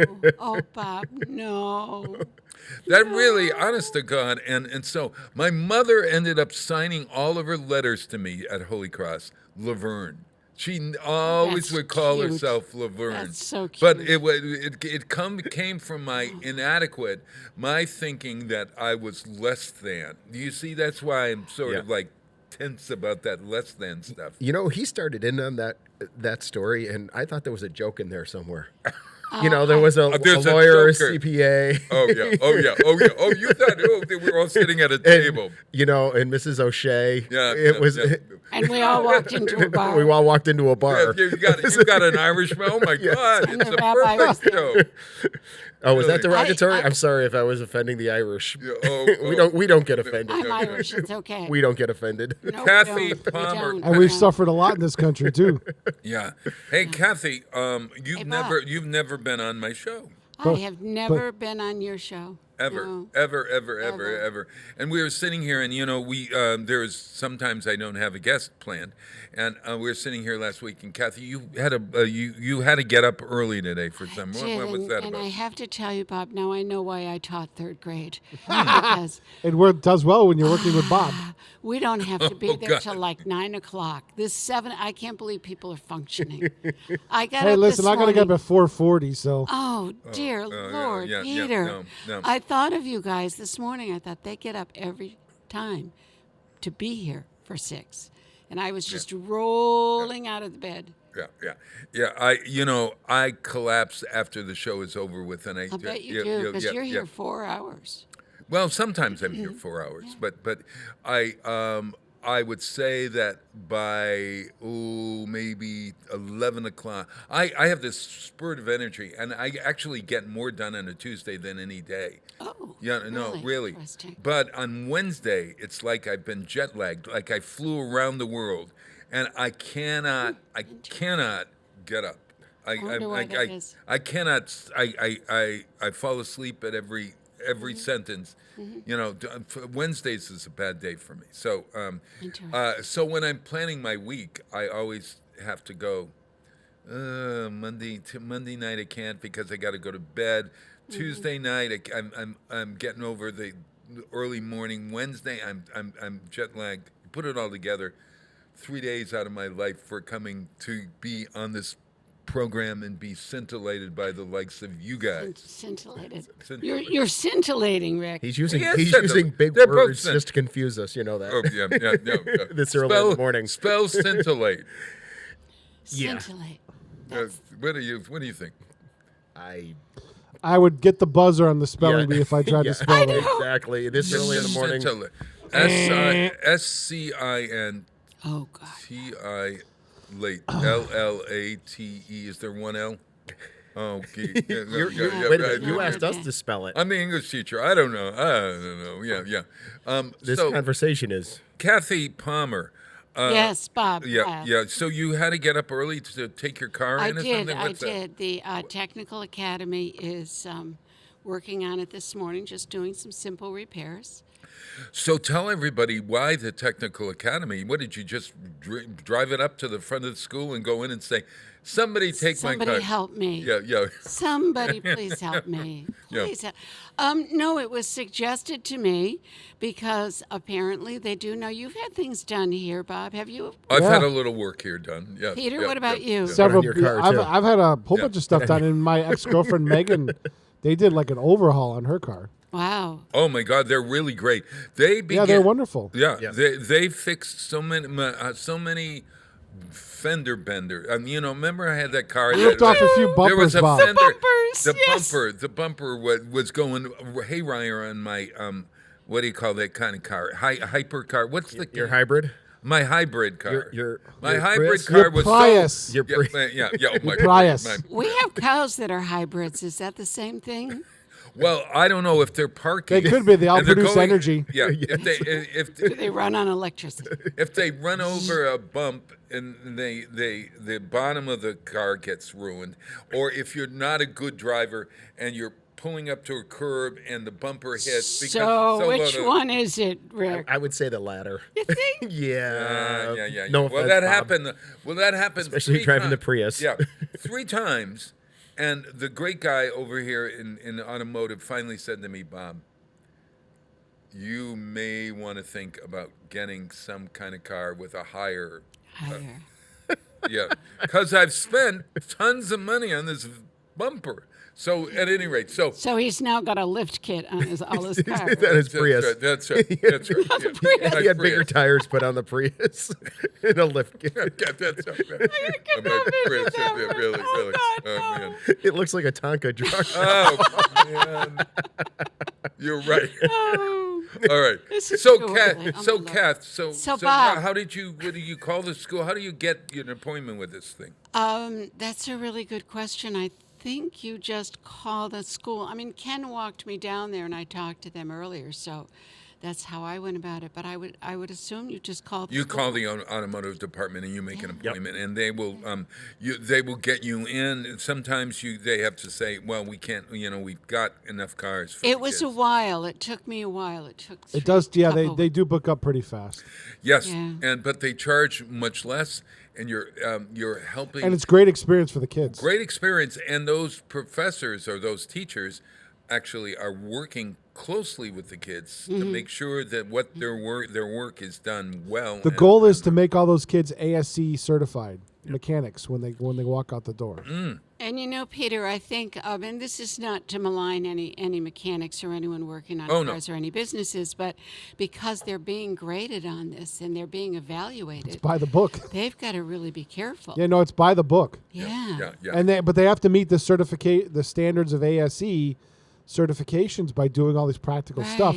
My ex-girlfriend Megan's car was in tough shape. Like, it was bad, and they had it for like a couple of weeks, and they really went through it from stem to stern and made it like safe to drive again. Well, There was a lot of work to put in that car, but they made it safe to drive. It's really worth using and stuff. Have you had this car long, Kath? This is a 215, and I thought about 215. What's that? It's a Subaru 2015. Oh, okay. Got it. So I've had it a while, but Subarus, they're kind of their own worst enemy because they almost never break down. It's my third I heard Subaru. that. Yeah. Other than regular checkups, there's nothing that ever goes wrong, and they don't change the body style. Oh. So 215, there's minor styles. I went by them once in the lot, and I said, well, it looks the same. And the salesman said, oh, no, the headlight's 2 points of an inch over further. Okay. Is it true that Subarus are hard to get parts for still? That I know I'm that's not been aware traditionally. Traditionally, they're hard to get parts for. I've never needed to get parts, Peter, so I can't answer that. Gotcha. I don't know. But what they're doing now, Peter, is when you call, now my warranty, regardless of who's been calling me 947 times, my warranty has expired. Don't call me. Please don't call me. You're done. You're on the list I'm now. done, and Again, I figured out. They're going to call you 15 times. I know. Did you see my thing on Facebook? That's how you That's how you find Bigfoot. You put his name on the warranty list. They'll find him. Yes. They'll find him in a minute. I did see that post. That was Jimmy. funny. Well, Jimmy Hoffa and Bigfoot. Yes, there you go. We'll find them right away. And when you're broken down on the side of the road, you had enough chances to get your extended warranty. Oh man, Extended warranty. I love it. But what they do now is when you call to make a service appointment, it's like a pre-surgical meeting. You go in and they talk about what you need to have done. That's not your service appointment. Christy has a Subaru now too. Yeah. And we got into that big accident going to get my car last September. Yeah. And oh my God, it was like when the car was wiped pretty good by the girl that hit it. Right. And it was like they called her like every 5 minutes. It was like a nervous parent. Oh, jeepers. Oh man. They did fix the car though. I mean, she still has it to this day and it runs fine, but yeah. Man, there was a lot of stuff to do in that car. And then she got it out the first time. And she got it out from the mechanic that the insurance company wanted her to go to. and it was wrong. And then she brought it to the Subaru dealership, and the other insurance company had to pay again to fix other stuff. Oh, wow. Huh? Wow. Yeah. I've never had big repairs, but I was thinking of getting a new car. Yeah. But I'm sure you gentlemen know that the prices have gone through the roof. Have they? And There's no supply. a used car, a good used car like a 220, 219, 220, some of them actually were more expensive than the new cars. Yep. Correct. Is that right? Yeah. That's why. I was finding this out more and more that I read about it. That when I bought my car in 2020, September Right. of 2020, Right. it was the exact right time to buy the car. Exactly. Yeah. Because you're that's lucky. when the rental car companies were dumping all their inventories because they had no takers for the rental cars. Right. Yeah. Right. So they were dumping them at low cost. Yeah. And now they can't even get cars. So I don't know if you've priced a rental car lately, but for like Crazy. 4 or 5 days, it's $1,400. What? Oh yeah, Oh yeah, it's crazy. it's insane. So crazy. So like maybe when we you go, rent a U-Haul and just drive a U-Haul around. Even- Can't take even those- $19 a day? but Bob, even those have gone through the roof. Oh, yeah. And then the other thing is when we're going down to Florida in February for those Right. launches, instead of flying down and renting a car, Right. we're going to take my car down and take the train. It's still cheaper. I'll bet. It's I think you're cheaper. right. Yeah. It's crazy. There's the whole the whole COVID thing with the chip manufacturers and stuff like that. They can't get the chips into the cars. There are Barbecue, hundreds of thousands onion. of cars sitting in the lots There are. of the manufacturers because they don't have the chips. What, or the That is chip, true. what do you mean? the microchips. The For microchips. Yeah, because So, yeah. They can't finish them. Yeah, they can't finish And the brain. they have to they have to have that chip, right? right. The cars In are order built. to be able to, yeah. And that's where I was watching yesterday. Was somebody from Texas was saying about the two new manufacturers besides Tesla going to Texas. There's two new manufacturers of microchips starting up in the starting US? up in Texas. Yeah, Well, they're trying to. Well, Yeah. that's a goal now of business and industry. They saw how fragile the supply chain, and then they keep talking about supply chain, and truly was on demand. And when now you shut down the manufacturers, the on demand became, oh my God, and that now it's like we need to bring some of that manufacturing capacity back home because we need to be self sufficient. What happens if we get into a shooting war with China over like Taiwan? You can't get that. And now you land. get nothing. yeah. The Chinese shut off the spigot. Now you got real problems. So it was a wake up call to the United States and other countries to bring some of that manufacturing capacity home. And certain politicians have been saying that for a while now. Hey guys, hello, we're too dependent on other countries, and we can still get into we're not a homogeny yet. Someday we'll get there. Right. But right now we need to look out for ourselves and be energy independent and technological independent, and at least have some capacity that we can have a leg to stand on. I totally agree with you, Peter. Yeah. I can't believe it, but I totally agree with you. There we are. My girlfriend was over at one of the local Nissan dealers getting her oil changed the other day, and they were asking about my truck. And mine's a 2012 with 104,000 miles on it, and they're like, "Mo, we want his truck. We'll give him the best deal for it." Interesting. And she goes, "It's got 104,000 miles on it," and he goes.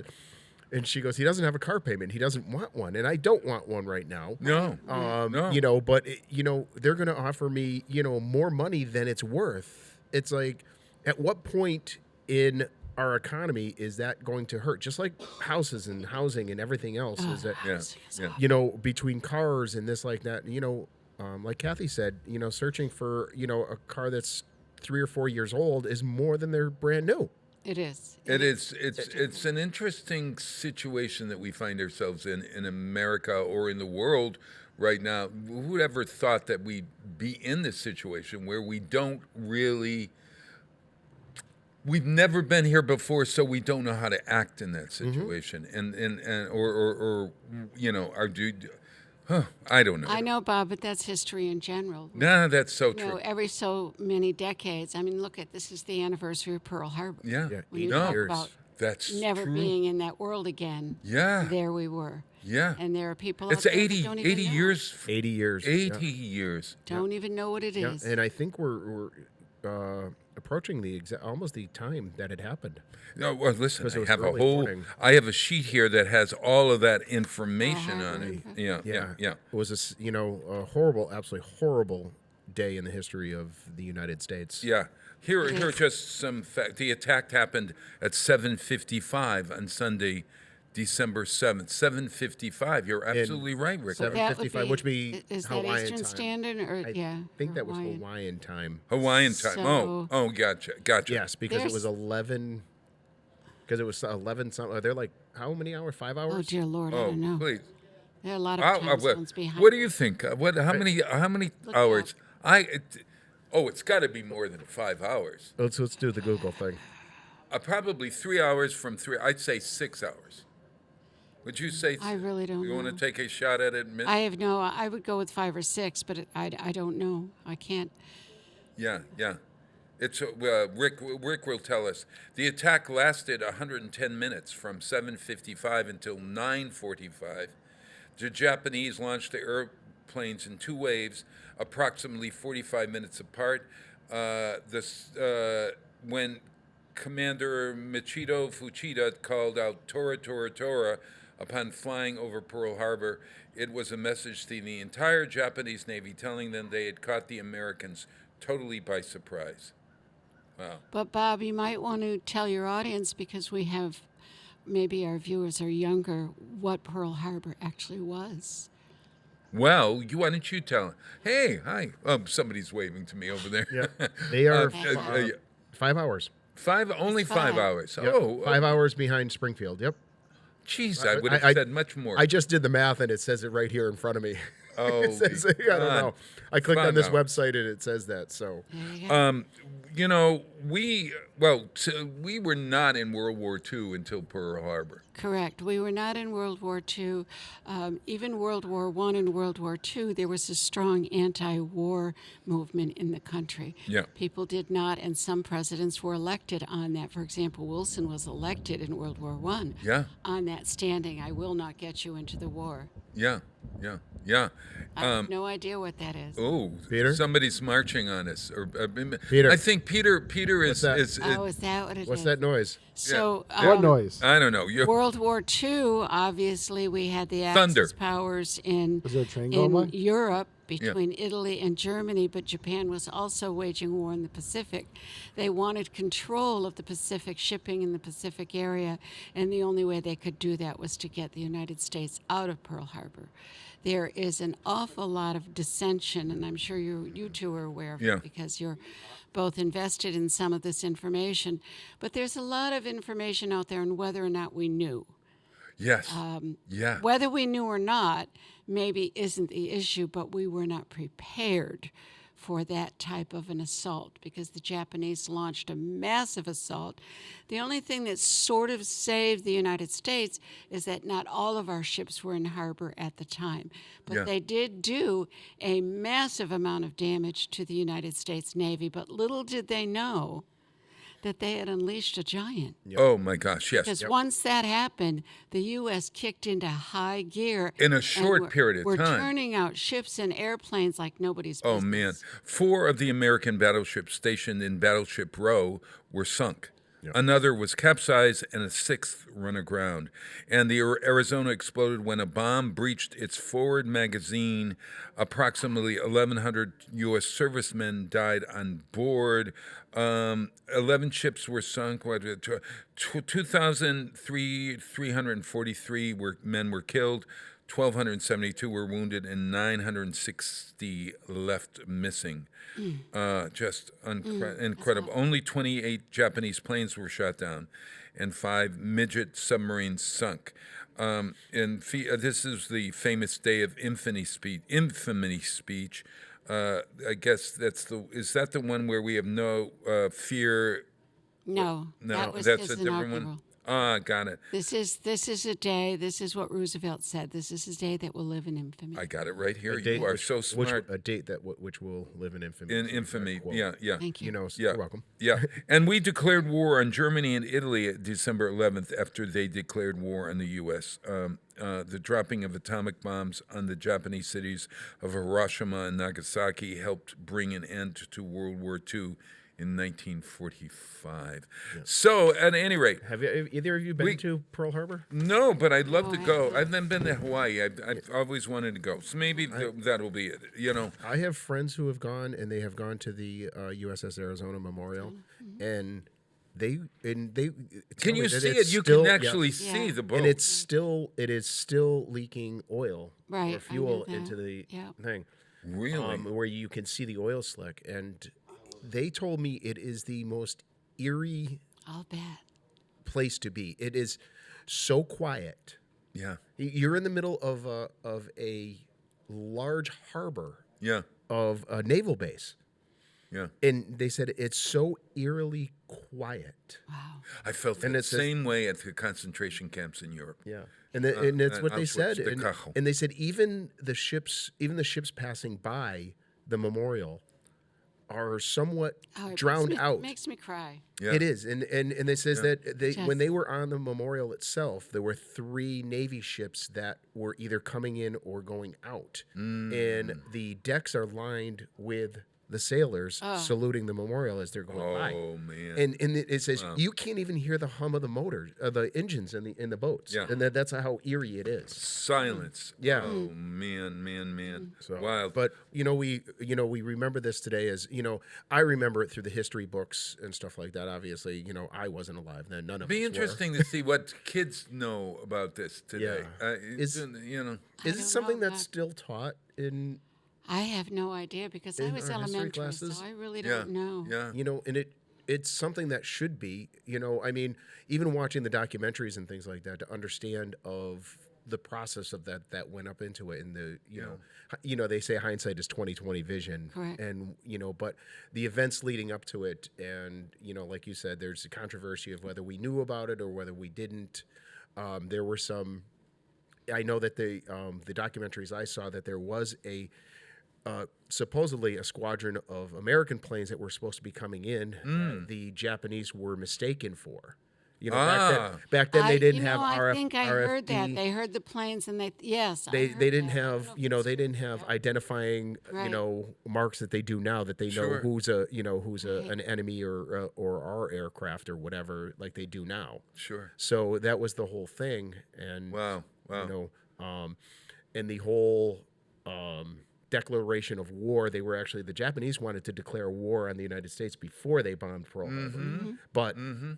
Certain things happened in Washington, D.C. Weren't the Japanese visiting the president in Washington? Supposedly he had a meeting with them, I think, that day. Yeah. And that was that whole thing that they were actually going to declare war on the United States because of Pearl Harbor, like Kathy said, that they wanted Hawaii. They did. Oh, they wanted. Yeah, they couldn't control the Pacific without Hawaii, the Midway Islands, and that whole area. They just couldn't do it. And who it was, I'm not sure who it was who was delivering the declaration of war to don't know. Wow. But there was something that they didn't get there in time, and so Sure. Hey, everybody, why don't we take a break? Hey, I asked our great music director in Wisconsin, who I'm going to see soon, and his family, Chris, to come up with a song for this week. And he had one picked out for last week, and he asked me to play a Hanukkah song. Well, I'm not playing the Hanukkah song, Chris, only because Hanukkah is over with. But I did get to light the candle downtown twice, and your girlfriend, Michelle, did it maybe twice, I think. Three times. Yep. So we handled it, and I was so honored to light the menorah. And Jason did it one night. Yep. Jason did it for our city as a Christian Catholic or lapsed Catholic, as I like to say. Judeo-Christian. It's always an honor to light that menorah, and I always take a picture of myself lighting the menorah so I could send it to my Jewish friends, et cetera, et cetera. But so at any rate, I decided, hey, I know that Chris lives in a funky world. He loves funk, so I found a funky song for him and his family Is out it there. going to make the list?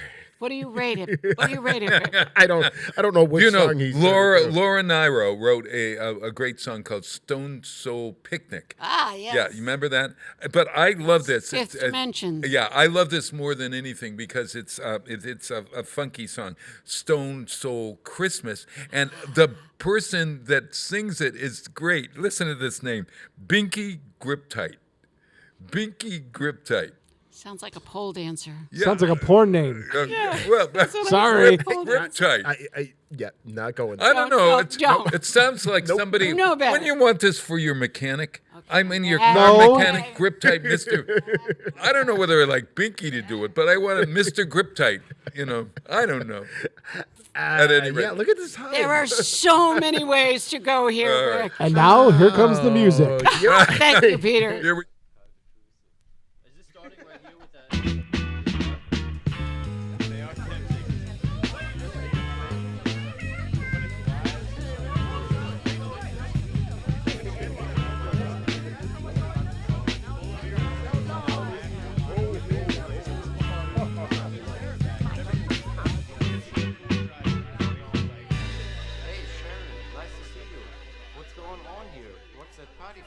Man, what's the matter with you? Don't you know it's Christmas?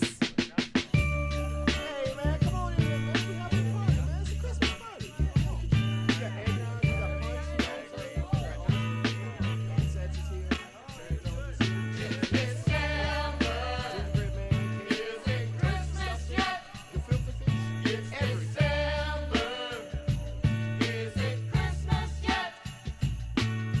Sleigh ride down to the Stone Soul Christmas. Sleigh ride down to the Stone Soul Christmas. There'll be fun, presents for everyone. Mama's in the kitchen making a turkey. Daddy's on the couch, not thinking about his worries. Sing it. Stone Soul, Stone Soul.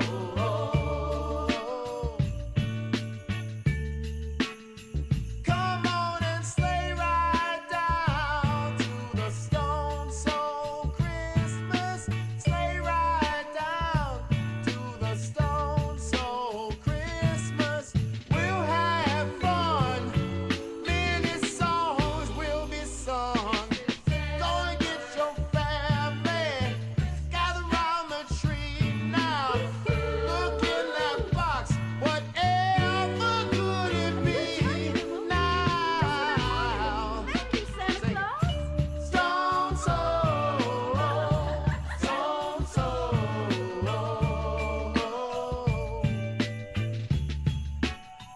Come on and sleigh ride down to the Stone Soul Christmas. Sleigh ride down to the Stone Soul Christmas. We'll have fun. Many songs will be sung. Look in the sky, there's Santa and his reindeer. Look in the sky, there's Santa. Look, it's Santa Claus.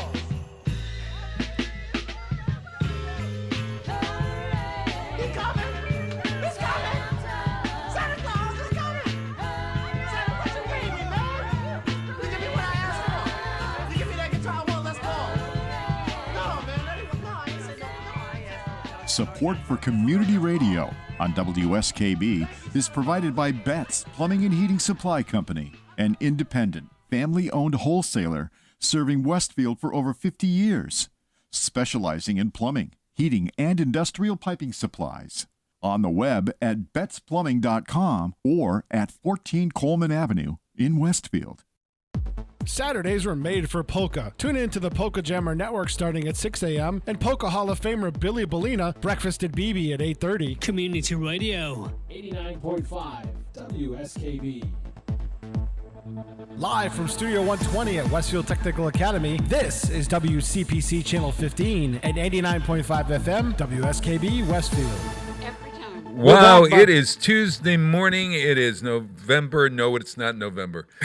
It's December 7th. Hey, Bob. I know it's. Do you think it's cold out, Bob? Do I think it's cold out? Yeah, there's 2 students out there in T-shirts walking around taking pictures in the parking lot. That's cute. Oh man! I'm like, what? No. Y'all are stupid. My gauge of whether it's cold or not is whether Ken Stomsky is wearing shorts or not. You know, He's not, so He's it's cold. Not, so it's cold. It's cold. Yeah. It's absolutely cold. Hey, Kathy, we don't have a lot of time before Kenny. You're on Ken's show today. Yeah, I am. I'm still pissed off I didn't win making the list. Oh man. So am I. I had the best. I had the best song for that. This was this. We did a show with. Is that going to be repeated at all? I hope. I may. Those songs were so bad. Yeah. I know, but it was a really wonderful. You know, I am gonna. I think I'll repeat that on Christmas Day. I think it's worth repeating. The worst Christmas song, was it the worst Christmas song? Or bad renditions of Christmas songs. Bad renditions. Yeah. And I'll tell you, we're into the holiday season now, and in hearing some of the songs on the radio, I just go, oh, there's even worse songs than the ones we've picked. I thought that too. I was listening. And I just going, wow. There was one song, and like I said, I was listening. It was talking about death and murder. Oh, geez. And it was really? like, I'm like going, yeah, this is a Christmas song. Yes. Oh, it was bad. It was just so bad. It was just I couldn't believe it. Well, you remember that I would have won if I had chosen that Daddy getting drunk on Christmas. Yeah, or something. please, Daddy, don't get drunk on Christmas. Yes. Oh, by God. By Peter, the late John Denver. Oh yeah, John Denver of all people. Yeah. Honest to God. So to answer your question here in the Google box about Stone Soul. Stone Soul is the ancient Gothic god of darkness and power. S-T-O-N-E. No D on the end of it. Stone Soul. Yep. Got it. So how does that connect with Stone Soul Picnic? I don't know. That's Lauren Nyro's song. Because I always thought it was a bunch of people smoking dope. I thought it was a place. Do you think Stone Soul? Yeah, I didn't think it was. Yeah, somebody asked what's the meaning, lyrics meaning, and somebody they don't really know. No, they don't. They have no idea. And it's Surrey. Surrey down to a Stone Soul Picnic. Right. So you're taking a Surrey down, but theirs is stoned Surrey with an ed. Stoned soul. So Stone Soul actually has a different meaning. As stoned is a I saw that too. It meant something about Stone Soul is a soul that's cold and Uncle hard. Phil comes over. It's like Kenny. Oh my aching back. Speaking of Stone Soul, I've been talking to Fred Gore this morning, and Fred's on fire this morning on the text. Boy. Oh, is he? He's been listening to you guys. Oh my God! Did we offend Fred? No. Darn, you tried. I probably offended. You might have made him crack a smile. Why? What is the old curmudgeon I have to cannot say? tell you. We're having a private chat. Oh, but it's funny. Mother God help me. Well, I'm glad that we get a reaction out of somebody. Really, tell you the truth. Morning, Fred. So, Kathy. Yes, Bob. Okay, I don't know if we'll get a chance to talk. What's the biggest tradition in Christmas time in the Westfield area? As you look back, is there any that's the longest tradition? Stuck out? I think probably one of the biggest would be the tree on the green, and there's some dissension on that too. Yeah. On when it was. Some references said 1913, some said 1914. But the first time they decorated a tree? Yeah, the first time they put a tree on the green. Okay. But I don't know. But it's before that, the horse, the cattle and horses would have eaten it. Oh, maybe that has something No, to in the do late with 1800s, they changed the green and they wouldn't let you put cattle and horses there anymore. But that was and people were very angry when they made the changes to the green. Yeah. They were furious. They were How furious. dare you not allow it? Funny how Yes. history repeats And itself. History it doesn't did. repeat itself, It right, Elaine? did. They were furious that you couldn't put your cattle there anymore. And then, God help us, they put a fence around it. Oh, no, you can't do that. You can't do that. Oh, no, no, no. They took, oh, no. They You mean people hate change? And they, What? And they planted. Shocker. They planted trees. Oh Peter. gosh! Oh, they were these God beautiful help trees. us, they planted They were trees. chestnut trees, and isn't that right? Those and all then, died. And then they all died. I thought they were I remember maple. going on the green Elm, before. Elm. They were Yeah, elm. oh, that's They were right. Oh, it was elm trees. trees. Elm Big- Street. And then they oh, were okay. Elm Street, elm trees, There and we then are. Dutch elm came through. What in the That's 40s what or it was. 50s? And Yeah, then there was yeah. they were oaks after that. Before they remodeled that place, those trees were. I used to go look, and even the pine trees were in tough shape. Yeah, they I see all were. these people that wax poetic about it on the Yeah. on the forums and stuff. But I had to go down there and do a couple They were in DJ bad jobs shape. for National Yep. Night Out and stuff like that. Yeah, yeah. And it was. I was worried if we'd had some of the storms that we had in years afterwards. People would have died with falling trees and buildings and stuff like that in the downtown, because those trees were in tough shape. And the roots, Peter. Yeah. I roots. I twisted my ankle on one of them bringing Yep. gear out of there one night. I wish somebody had pictures, and I may try to dig through some of mine from like the the 80s and the 90s of what the green looked like, and show it to people that it was not a pleasant, nice place to be. And of course, the funny thing I think too, Rick, is you and I know because we've been here a while, the people complaining probably were never the ones that went down and sat on those benches. Right. And they still don't. Just- That's exactly. But anyway, to answer your question, the Christmas trees, interesting that's disappeared completely is the manger scenes. The manger, yes. Oh, We had a manger scene in the middle of town, right on that corner where it used to be the dentist place, dental. Used to be Bay State Dental. Oh, it's still Bay State. Is it Bay State Is it Dental? still? Still Okay. Bay State. Well, then Dental. it was a funeral home. Yeah, Yeah, it was yeah, a funeral home. Yeah, yes. Morgan something. Healy, no, Healy Healy. Funeral Home. Peas. Healy Peas. Yeah. Yes. Yep. Okay, And got there it. was a big manger there. Is the manger part of it still sitting outside of the old rectory of Blessed That's a good Sacrament, right? question. Isn't it was it there still for sitting? a long time. It was I'm closed gonna have to in. look when I go back by there, because they were using it as a billboard thing for like St. Mary's for a while. Yeah. and stuff There like was that. another one right by the bridge where the new bridge is. Mm-hmm. When it was still Yeah. Waitovich Park. It's there was a an manger interesting there. thing when do you that as an anymore. event planner that and it's about words again. Yeah. Whether we could or offending people to say, you say Happy Holidays instead of Merry Christmas for fearing that the person doesn't celebrate Christmas or whatever, whereas I say Merry Christmas or I say Happy Christmas. I have always said Happy Holidays, even yeah, years. have you? Yes, for years that's what I say. Wow. Because it's Christmas and New Year's. Well, So and I also just say Kwanzaa Happy this year, Holidays. because Kwanzaa is December 26th through January. It's 8 nights. January 8 nights from January 2nd, I think, or whatever. Hanukkah just ended. And Hanukkah just ended. Yeah. But we would for years would have that when I first began doing the tree lighting, we considered it a Christmas tree, and then suddenly it was a holiday tree. Oh, I didn't know. Yeah, now we call it a holiday It's tree. a holiday tree. Oh, Yeah, yeah, yeah, yeah. I thought it was a Christmas tree. Who invented? Was it Prince Albert that invented the Well, you know what? Back when we were kids, Bob, when you and I were youngins, yeah. and I remember Queen and we Vic- walked to school in Yeah. 6 feet of snow barefoot uphill both ways. Yeah, right. You wanted a fact, your teacher said go look it up. You went to the Encyclopedia Britannica Right. or the World Book, Yeah. and it was probably 20 years old, but you looked it up, it gave you a fact, and that's what you said. Sure. Nowadays, you go to look something up, and this site says one thing, and this site says another thing, and this site says this, Sure. and that one. So I said to Rick online this morning, there are no truths anymore. No. And I meant that Yeah, yeah. facetiously, by the You're way. right. No, Yeah, you're yeah. right. Can't find a fact anymore. So Christmas trees have been around for centuries.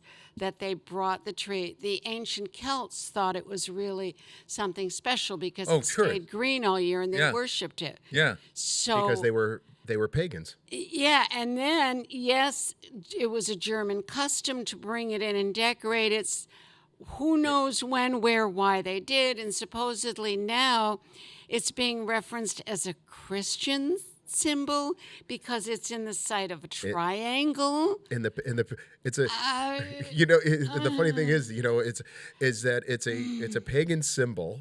It's a pagan symbol to honor the birth of a Jewish baby in the Christian religion. Yeah, there you go. I love that. Oh my God, you're there is absolutely some right. truth. But yes, I would say if we're saying where did the custom come from for us, probably from Germany when Queen Victoria, her husband was German, but her mother also was German. I think her mother was German. And they were the ones responsible. But then it would have been a very small tree. Yep. And it was very slow to catch on in the United States. But once we got a lot of the German immigrants and the Europeans coming in the middle of the 1800s, then it began to catch on.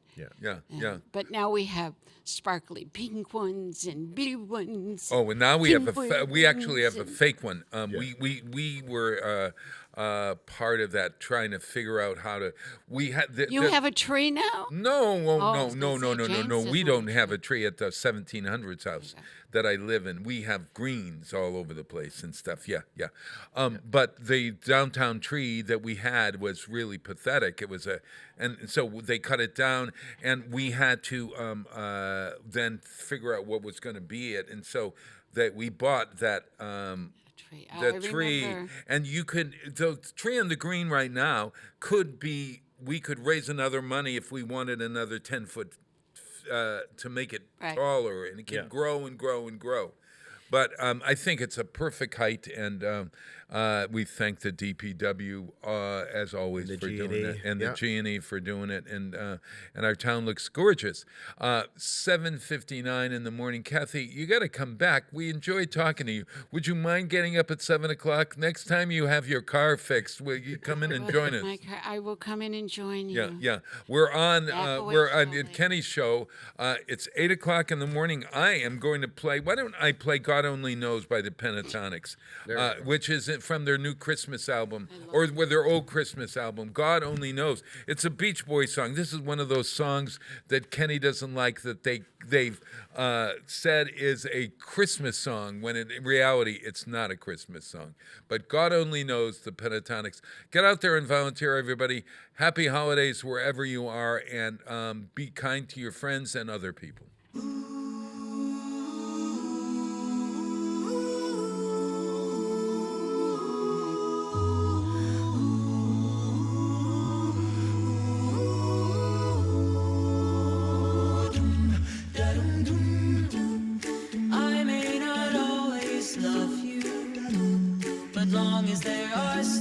Above you, you never need to doubt it.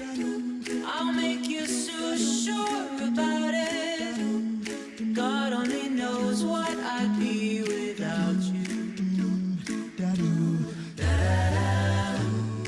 If you should ever leave me, though life would still go on, believe me, the world could show nothing to me.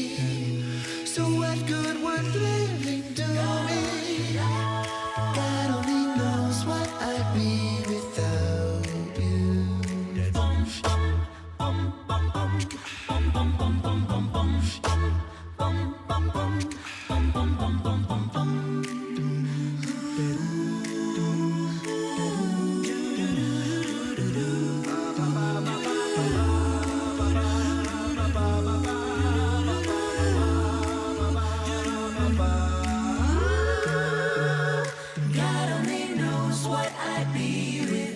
you. If you should ever leave me, the life would still